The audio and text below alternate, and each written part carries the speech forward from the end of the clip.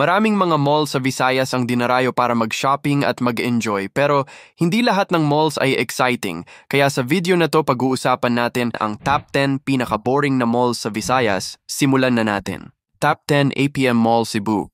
Kapag pumasok ka dito, marami namang stalls pero napaka-basic ng mall na to at wala siyang entertainment spots. Kaya hindi talaga ito pang malling, kundi pang quick shopping lang. Nasa likod lang din siya ng SM City Cebu. At dahil dito, halos lahat ng tao mas pipiliin na lang pumasok sa mas malaki at mas kumpletong mall kesa dito. Para bang kung may choice ka na mag-SM, bakit ka papapasok dito? Top 7 Gaisano Capital Tacloban.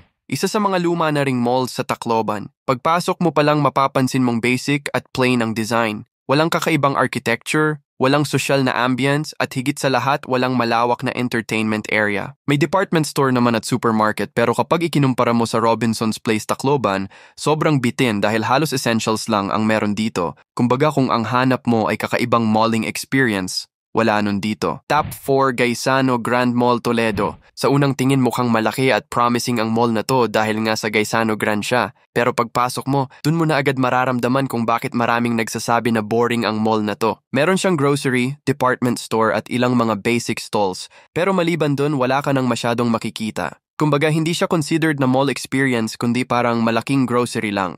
Gusto mong malaman ang iba pang mga pinaka-boring na mall sa Visayas? Panoorin ang buong video sa aking channel. Salamat po.